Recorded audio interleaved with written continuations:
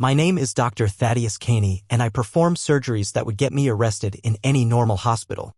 But my clients aren't normal people, they're billionaires, oil barons, tech moguls, and foreign royalty. They pay me $10 million per procedure, and they never ask for anything ordinary. The money started 3 years ago when I lost my medical license. A malpractice suit destroyed my career even though the patient lived.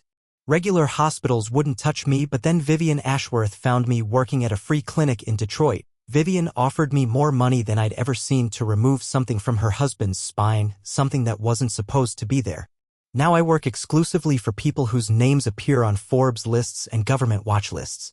They call me when they need modifications that go beyond what any ethical surgeon would consider. The rules are simple, 5 of them, never changing. Rule 1. I don't ask questions about what I'm removing or installing. Rule 2. I work alone, no assistants, no nurses, no witnesses. Rule 3. Everything gets incinerated after each procedure. Rule 4. I never speak about my clients to anyone. Rule 5. Payment comes in untraceable cryptocurrency, transferred before I make the first cut. These rules have kept me alive and wealthy for 3 years. They've also shown me things that normal doctors never see. Take Cornelius Blackwood, for example. He owns half the lithium mines in South America and wanted me to replace his teeth with something else, not dental implants or crowns, but something that moved on its own and required feeding twice daily with raw liver. The teeth had tiny chambers that needed to be cleaned with a specialized brush he provided. During the procedure, I watched the new teeth anchor themselves into his jawbone with root systems that looked more like plant tendrils than dental roots. They pulsed with their own blood supply and made soft clicking sounds when they were hungry. He paid me $12 million for that operation and sent me a video 6 months later showing how the teeth could bite through steel cables. Then there was Duchess Evangeline Mortimer, who inherited her title along with several pharmaceutical companies. She wanted me to install additional organs in her abdomen. Organs that weren't human and definitely weren't listed in any medical textbook. They pulsed with their own rhythm and secreted a clear fluid that she collected in small vials. The organs had to be kept at exactly 98.7 degrees and required hourly injections of a solution she provided in unmarked bottles. She called it her family recipe and laughed when she said it. The installation took 14 hours because each organ had to be connected to her nervous system with hair-thin wires that I threaded through her spine. Then there was Leopold Ashford, who runs the largest private prison system in the country. He wanted gills installed behind his ears, but not for breathing underwater. These gills filtered specific chemicals from the air around him. During our consultation, he explained that his business required him to spend time in environments with high concentrations of fear-based pheromones. The gills would let him absorb these chemicals directly into his bloodstream for what he called enhanced decision-making capabilities. The surgery required rebuilding part of his skull and connecting the gill systems to his carotid arteries. He paid $15 million and returned 6 months later asking for upgrades to process stronger concentrations. But today's client is different. Ambrose Fairfax made his fortune in private military contracts and offshore banking. He's sitting in my underground operating room, fully awake, explaining what he wants me to do. Dr. Caney, he says, adjusting his silk tie, I need you to give me a second stomach. I keep my expression neutral. Where would you like it positioned? Right next to the first one. Same size, same function, but this one needs to be connected to a different part of my digestive system. He pulls out a hand-drawn diagram. I've mapped out exactly where each tube should connect. The drawing shows anatomical details that shouldn't exist, connections between organs that would kill a normal person. But Fairfax isn't normal. None of my clients are. The new stomach will need special maintenance, he continues. Once a week, I'll insert a feeding tube here. He points to a spot on his chest. The stomach will need to process specific materials, things that would be toxic to my original digestive system. I study the diagram. The connections make a twisted kind of sense, like someone redesigned human anatomy for a completely different purpose. This will require significant modifications to your existing organs, I tell him. Your liver, pancreas, and intestines will all need adjustments. I understand the risks, Fairfax says, handing me a metal briefcase. $25 million. Half now, half when you're finished. $25 million, enough to retire and disappear forever. But something about this request feels different from the others. Bigger. More permanent. Why do you need 2 stomachs? I ask, breaking rule 1. Fairfax smiles. His teeth are perfectly white and too sharp. Dr. Caney, you're paid to cut, not to question. But since you asked, I'll tell you this much. Some things can't be digested by normal human anatomy. Some things require specialized processing. He reaches into his jacket and pulls out a small glass jar. Inside, something green and translucent floats in clear liquid. It moves like it's alive, pressing against the glass with what might be tiny hands. This is what my new stomach will need to process, he says. 3 of these every week forever. They're quite nutritious once they're properly broken down. I stare at the jar. The thing inside seems to notice me looking and presses harder against the glass. I can see tiny features on what might be a face. It looks almost human, but smaller, much smaller. Where do these come from? I ask. That's not your concern, Fairfax says, putting the jar away. Your concern is installing the equipment that will let me digest them properly. He lies down on the operating table without being asked. I've already taken the anesthesia blocker. I'll be awake for the entire procedure. I need to make sure you do everything correctly. I've never had a client stay conscious during major surgery, but Fairfax is paying me enough to buy a small country. I pull on my surgical gloves and begin preparing the instruments. One more thing, he says as I pick up the scalpel. After you install the second stomach, you'll need to test it. I brought 3 specimens for the initial feeding. He gestures toward a cooler in the corner of the room. I hadn't noticed it before. Steam rises from the edges where the lid doesn't quite seal. What's in there? I ask. Fresh samples. Still alive. The new stomach won't work properly unless its first meal is completely fresh. My hand stops moving. In 3 years of doing this work, I've never asked what my modifications were for. I've installed tracking devices in people's skulls, replaced hearts with mechanical pumps that run on blood instead of electricity, and grafted animal parts onto human bodies. But I've never been asked to feed something. I don't understand, I say. Fairfax sits up on the table. Dr. Caney, you're going to cut open my abdomen, install a secondary digestive system, and then help me test it by feeding it live specimens. You're going to do this because I'm paying you $25 million and because you've already accepted the first half of the payment. He's right. The money is already in my account, $12.5 million that I've already mentally spent on a house in Switzerland and a new identity. What kind of specimens? I ask. The kind that fit in jars, he says, lying back down. The kind that are still breathing when they go in. I look at the cooler again. Something inside is making scratching sounds against the metal, tiny sounds like fingernails on a chalkboard. Begin the procedure, Fairfax says. We have work to do. I make the first cut across his abdomen. He doesn't flinch. Blood flows in neat lines as I open his body cavity, exposing organs that pulse with steady rhythm. His liver is larger than normal and has an extra lobe that doesn't belong in human anatomy. His kidneys are connected to additional tubes that lead nowhere. I recognize previous modifications. Several, he says calmly. Dr. Reginald Ashby did excellent work before his unfortunate accident. You're continuing his research. I've heard of Ashby. He was a brilliant surgeon who disappeared 2 years ago.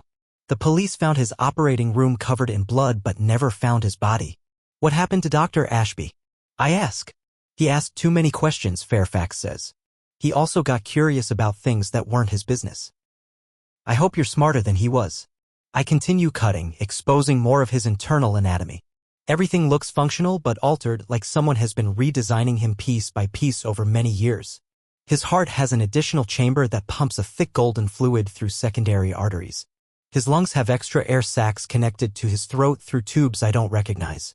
How long have you been getting these modifications? I ask. Since I was 25, he says. 40 years of improvements. You're giving me the final upgrade. As I work deeper into his abdomen, I notice that his intestines are lined with tiny sensors that glow faintly in the surgical lights. They're monitoring something, sending information to a small device embedded near his spine. What are these sensors for? I ask. Quality control, he says. They analyze everything I consume and report the nutritional content to my monitoring system. Some foods provide basic sustenance. Others provide much more. The scratching sounds from the cooler are getting louder. Whatever's inside is becoming more active, as if it can sense what's happening. Dr. Caney, Fairfax says, I can tell you're thinking too much. Let me make this simple. You can complete this surgery, take your money, and never see me again. Or you can keep asking questions and end up like Dr. Ashby. I look at his open abdomen. His organs are clearly visible, vulnerable. One wrong cut and he'd die in minutes. But something tells me that killing Fairfax wouldn't be as easy as it looks. His body has been modified so extensively that normal human weaknesses might not apply anymore. I'll complete the surgery, I say. Good. Now let's discuss the installation process. The new stomach needs to be grown from my existing tissue. You'll need to harvest cells from my current stomach and culture them in the growth medium I provided. He points to a small machine in the corner that I hadn't noticed before. It looks like a cross between an incubator and a 3D printer, with tubes and wires connecting to tanks of bubbling liquid. How long does the growing process take? Ask. 6 hours, he says. We'll be here all night. I hope you didn't have other plans. I begin harvesting cells from his stomach lining. The tissue comes away easily, like it's been prepared for this procedure. I place the samples in the growth medium and start the machine.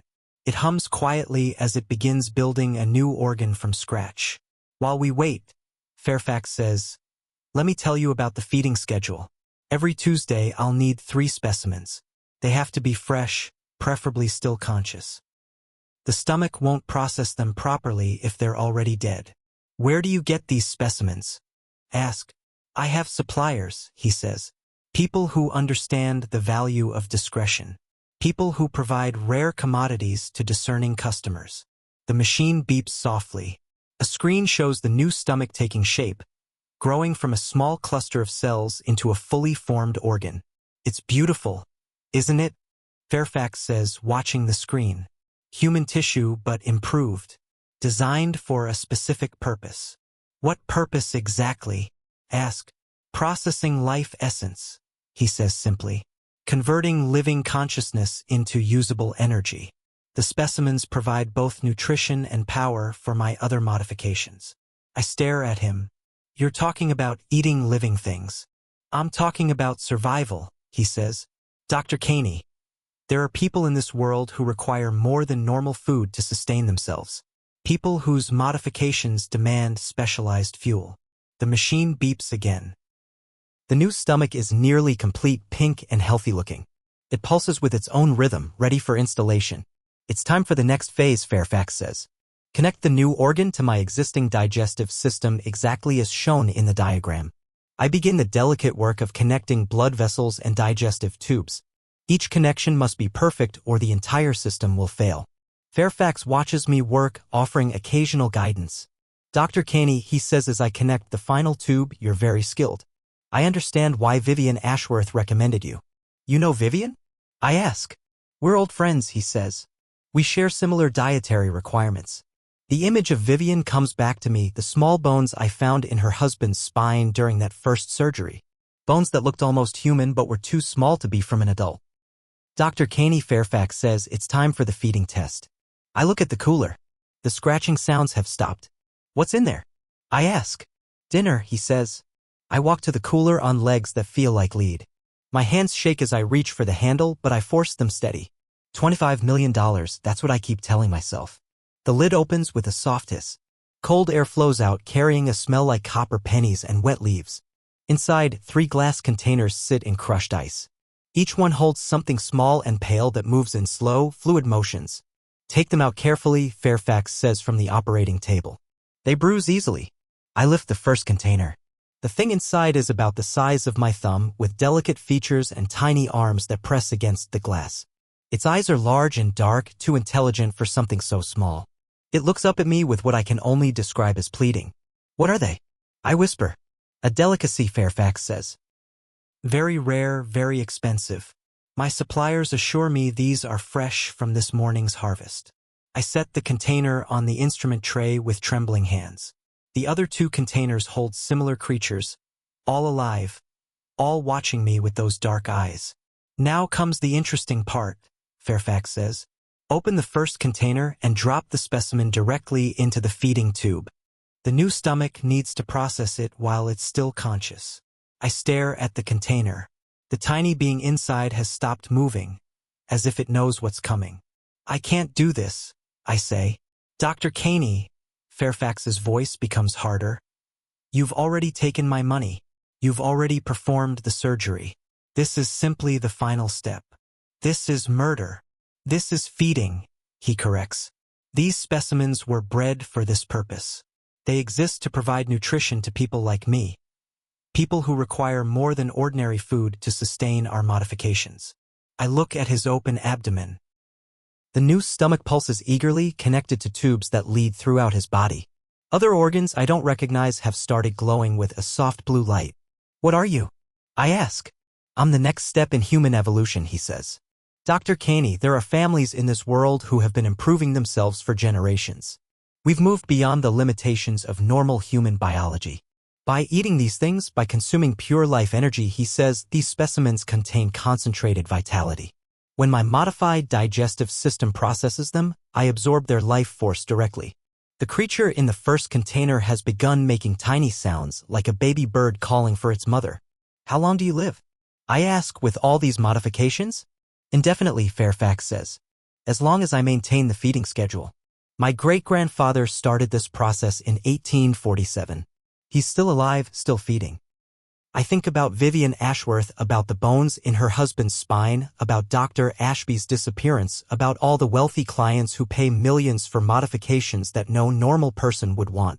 How many of you are there? I ask. Enough, he says. We have our own communities, our own suppliers, our own doctors. You're not the only surgeon who performs these procedures, Dr. Caney. You're just the most recent. What happened to the others? Some retired with their fortunes intact.